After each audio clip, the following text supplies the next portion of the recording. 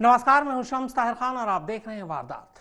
2 और 3 जुलाई की देर रात एक तरफ बिकरू गांव में गोलियां चल रही थी, तो वहीं दूसरी तरफ उसी गांव में कुछ गैंगस्टर की बीवियां डरी सहमी घरों के अंदर थीं। इसके बाद जैसे ही गोलियों का शोर थमता है, बिकरू गांव से एक फोन लखनऊ जाता है।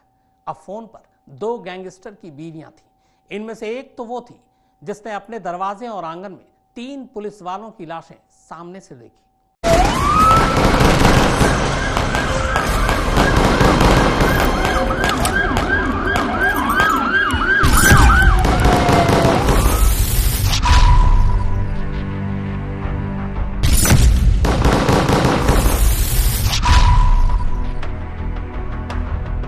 हेलो भाभी, बाहर तो आदमी मारे पड़े हुए मेरे दरवाजे और आंगन में एक आदमी मारा पड़ा हुआ है मेरे दरवाजे।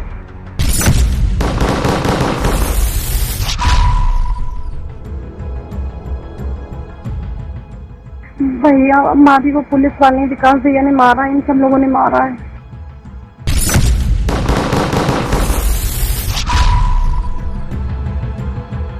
पहले तुम नंबर मेरा वाला डिलीट कर देना। हाँ, और हाँ। जो भी सोनू ने फोन किया वो उनको डिलीट कर देना नंबर, ठीक है? हाँ हाँ हाँ, स्विच ऑफ कर दें।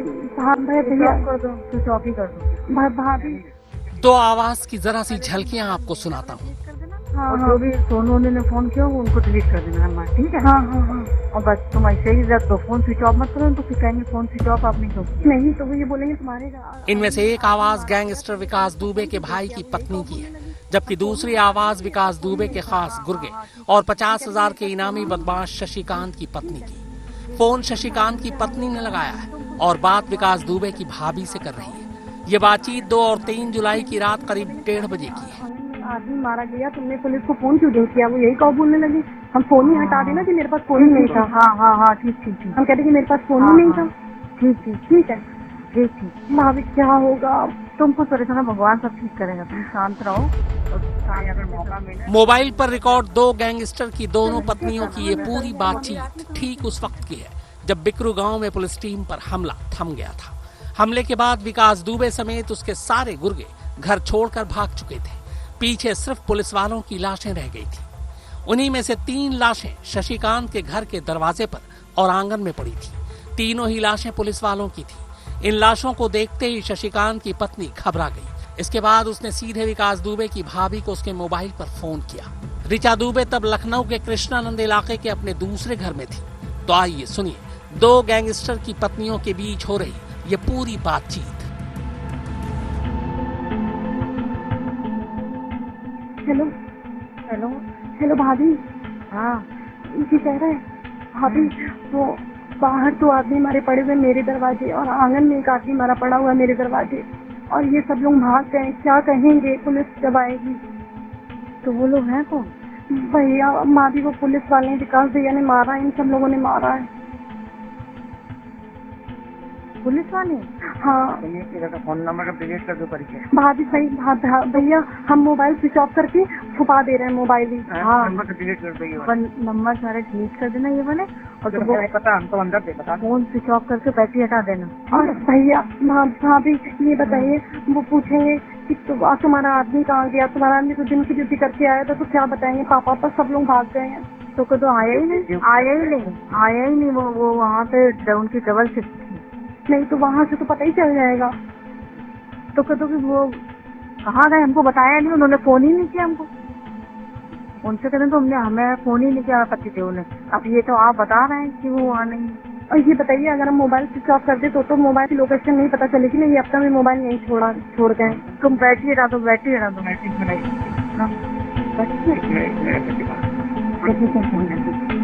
निकाला जाता है, निकल नहीं पाएगा। स्विच ऑफ कर दें। हाँ भैया कर दो, स्विच ऑफ ही कर दो। भाभी नंबर पहले तुम नंबर मेरा वाला डिलीट कर देना। हाँ, और हाँ। जो भी सोनू ने फोन किया वो उनको डिलीट कर देना नंबर, ठीक है? हाँ हाँ हाँ। और बस तुम ऐसे ही रख दो, फोन स्विच ऑफ मत करो, तो फिर कहेंगे फोन स्विच ऑफ आपने क्यों किया। नहीं तो वो ये बोलेंगे तुम्हारे आंगन में आदमी मारा गया, तुमने पुलिस को फोन क्यों नहीं किया? वो यही कहो बोलने लगी, हम फोन ही हटा देना कि मेरे पास फोन ही नहीं था। हाँ हाँ हाँ, ठीक ठीक ठीक, हम कहते कि मेरे पास फोन ही नहीं था। ठीक ठीक ठीक है ठीक ठीक। भाभी, क्या होगा? तुमको परेशान, भगवान सब ठीक करेगा, तुम शांत रहो।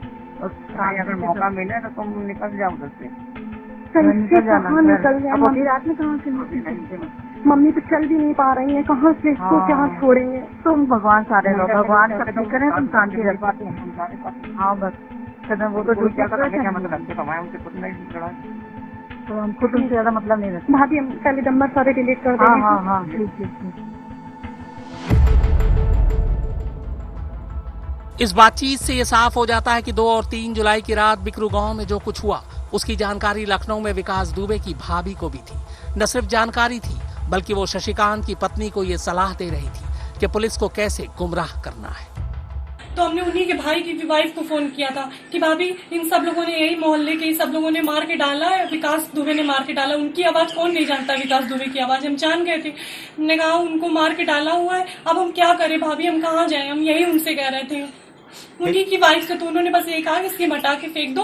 हम मोबाइल भी अपना स्विच ऑफ नहीं कर पाए, इसीलिए मेरा मोबाइल पकड़ गया था। विकास दुबे के जो भाई हैं उनकी वाइफ ने, हम तो कभी इस माहौल में रहे नहीं, तो घबरा के सीधे उनको फोन किए कि विकास दुबे ये कर चुके हैं, अब क्या करें बताओ। अमर दुबे को तो मेरी मम्मी ने देखा था यहाँ पे सुना था, वो लोग बोले थे अमर भैया न मारो। विकास दुबे की आवाज हमने सुनी थी। भैया 1 साल में इस विकास दुबे के पीछे उनकी जिंदगी नर्क हो गई। ये 2 तारीख को पुलिस वाले आए थे, अगर ये मर जाता या उससे पहले ये उस दिन भाग ही जाता तो कम से कम हम लोग तो बच जाते हैं, भाई आदमी में बच्चे बच जाते हैं। बिकरू कांड के आरोपी और विकास दुबे के सहयोगी शशिकांत की पत्नी और विकास दुबे की भाभी के बीच हो रही इस बातचीत से एक बात तो साफ है कि विकास दुबे के कहने पर पुलिस कर्मियों पर हमला किया गया। इस बातचीत में शशिकांत की पत्नी साफ साफ कह रही है कि पुलिस वालों को विकास भैया ने मारा। बिकरू कांड में ये ऑडियो एक अहम सबूत के तौर पर सामने आ सकता है। यहाँ तक कि विकास की भाभी के ऊपर 120B के तहत केस भी दर्ज किया जा सकता है। वारदात के बाद शशिकांत भी मौके से फरार हो गया था, लेकिन सोमवार देर रात उसे गिरफ्तार कर लिया गया।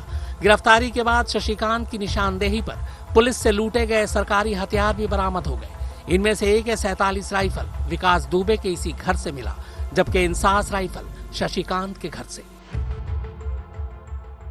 इसी की निशानदेही पर विकास दुबे के घर से AK-47 राइफल जो लूटी गई थी, मैं 17 कारतूस व शशिकांत के घर से इंसास राइफल और उसके 20 अदद कारतूस बरामद किया गया है, जिस संबंध में अब अग्रिम कार्रवाई नियमानुसार की जा रही है। बरामदगी 1 अदद AK-47 राइफल व 17 जिंदा कारतूस सरकारी, दूसरा 1 अदद इंसास राइफल, मैं 20 अदद जिंदा कारतूस सरकारी। शशिकांत समेत इस मामले में अब तक कुल 4 लोगों को गिरफ्तार किया जा चुका है, जबकि विकास दुबे समेत 6 लोगों को अलग अलग एनकाउंटर में मारा जा चुका है। फिर भी 21 नामजद लोगों में से 11 का पकड़ा जाना अभी भी बाकी है। इस केस में कुल 21 अभियुक्त नामित थे, जिसमें से इनको मिला के 4 लोग गिरफ्तार किए जा चुके हैं। गिरफ्तार अभियुक्तों के नाम श्यामू वाजपेयी, जहान यादव, दयाशंकर अग्निहोत्री व शशिकांत। इसमें अब तक 6 अभियुक्त विभिन्न तिथियों में पुलिस कार्रवाई में मारे गए हैं, जिनका नाम है विकास दुबे, राजाराम, अतुल दुबे, अमर दुबे, प्रभात मिश्रा व प्रवीण दुबे। अब नामित वांछित अभियुक्तों की संख्या शेष 11 रह गई है। इसके अतिरिक्त 2 व्यक्ति जो कि महाराष्ट्र में पकड़े गए हैं, उनका नाम है गुड्डन त्रिवेदी एवं सोनू, उनको रिमांड पर लेके यहाँ की पुलिस आ रही है। वैसे हैरानी इस बात की है कि हादसे के फौरन बाद ही तलाशी के नाम पर पुलिस ने विकास दुबे का पूरा घर ढा दिया था। खोद खोद कर तलाशी ली थी, मगर तब पुलिस से लूटा गया AK-47 राइफल यहाँ नहीं मिला था। अब उसी घर से यही राइफल बरामद हो जाता है। रंजय सिंह और शिवेंद्र श्रीवास्तव के साथ अरविंद ओझा, कानपुर, आज तक।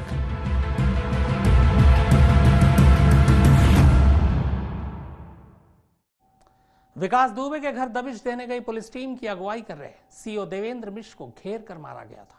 देवेंद्र मिश्र को कुल 4 गोलियां मारी गई और चारों ही गोलियां बेहद करीब से मारी गई थी। इतना ही नहीं, गोली मारने के बाद विकास दुबे ने आड़ी से उनके दोनों पैर तक काट डाले थे। ये तमाम खुलासे पोस्टमार्टम रिपोर्ट से हुए।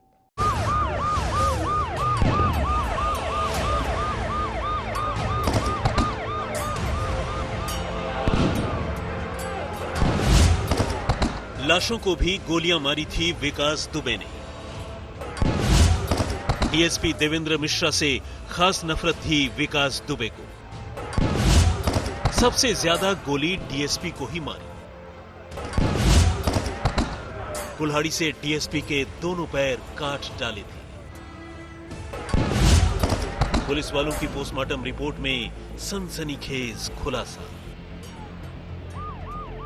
2 और 3 जुलाई की दरमियानी रात को विकास दुबे पर दबिश डालने गई पुलिस पर विकास दुबे और उसके गैंग के लोग भारी नहीं, बहुत भारी पड़े थे।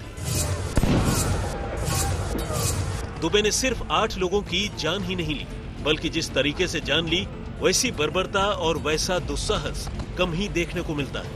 अब बिकरू गांव में शहीद हुए पुलिस वालों की पोस्टमार्टम रिपोर्ट सामने आने के बाद इस बात का खुलासा हो गया है कि विकास दुबे और उसके साथियों ने सिर्फ आत्मरक्षा में ही पुलिस वालों पर गोली नहीं चलाई, बल्कि वो पुलिस से खुंदक पाले हुए थे और उन्हें सबक सिखाना चाहते थे, खासकर डीएसपी देवेंद्र मिश्रा को।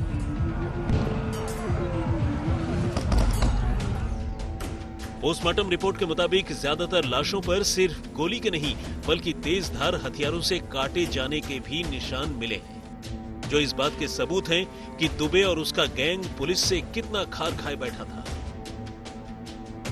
जबकि आपको याद होगा कि उज्जैन से पकड़े जाने के बाद विकास दुबे से हुई पहली पूछताछ में उसने एसटीएफ के सामने कहा था कि उसने इतने पुलिस वालों को जानबूझकर नहीं मारा, बल्कि वो तो पुलिस से बचना चाहता था और उसे लगा था कि गोलियों से पुलिस वाले घायल हुए होंगे, लेकिन इतने लोगों की जान चली गई, इसका उसे बाद में पता चला। अब पोस्टमार्टम रिपोर्ट के सामने आने के बाद भी ये साफ हो गया है कि विकास दुबे पकड़े जाने के बाद भी झूठ बोल रहा था।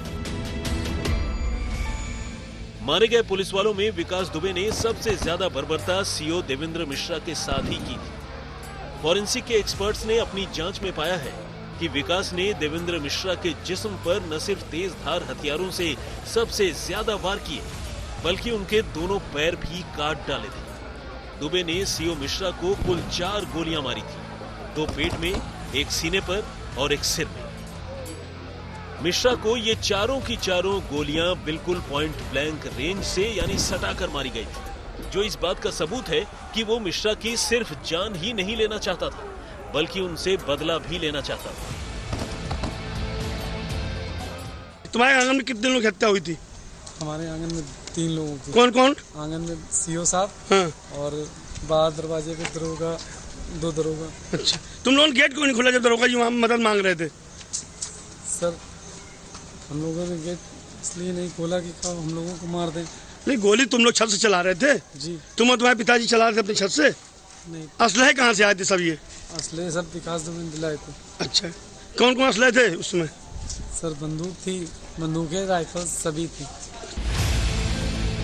असल में सीओ मिश्रा शुरू से ही दुबे और उस जैसे बदमाशों का विरोध किया करते थे। उन्होंने कई बार दुबे से अपने मातहतों की नजदीकी को लेकर अपने आला अफसरों से शिकायत भी की थी, जिससे विकास दुबे देवेंद्र मिश्रा से ज्यादा ही तपा हुआ रहता था। और तो और दुबे की सीओ के साथ कई बार कहासुनी भी हो चुकी थी। उज्जैन में हुई गिरफ्तारी के बाद विकास दुबे ने पूछताछ में खुलासा किया था कि चौबेपुर के एसओ विनय तिवारी ने उसे बताया था कि सीओ देवेंद्र मिश्रा उसे पसंद नहीं करते थे। विकास ने यह भी कबूला था कि देवेंद्र मिश्रा उसके सही गलत रास्तों के आड़े तो आते ही थे।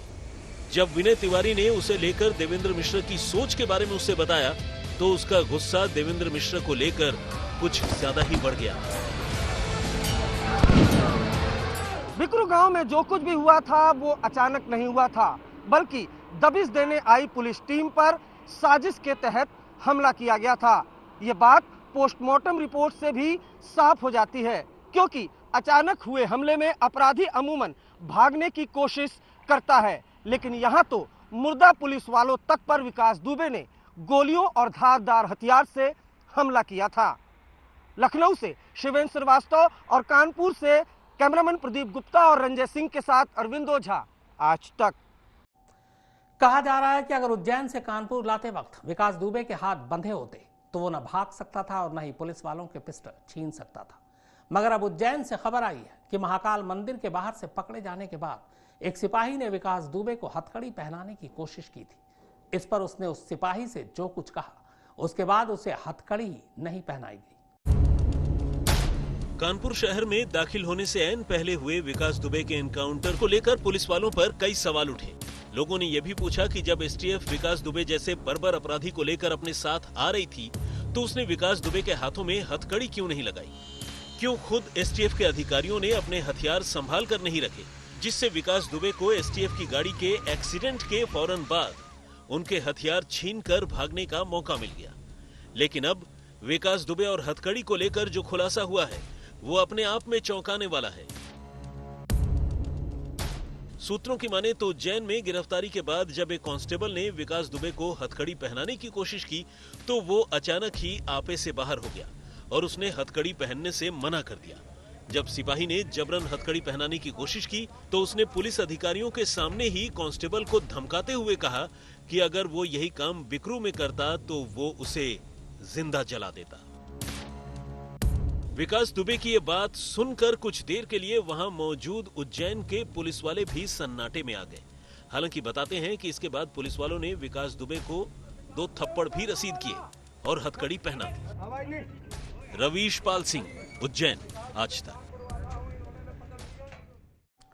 तो वारदात में फिलहाल इतना ही, मगर आज तक पर खबरों का सिलसिला लगातार जारी है।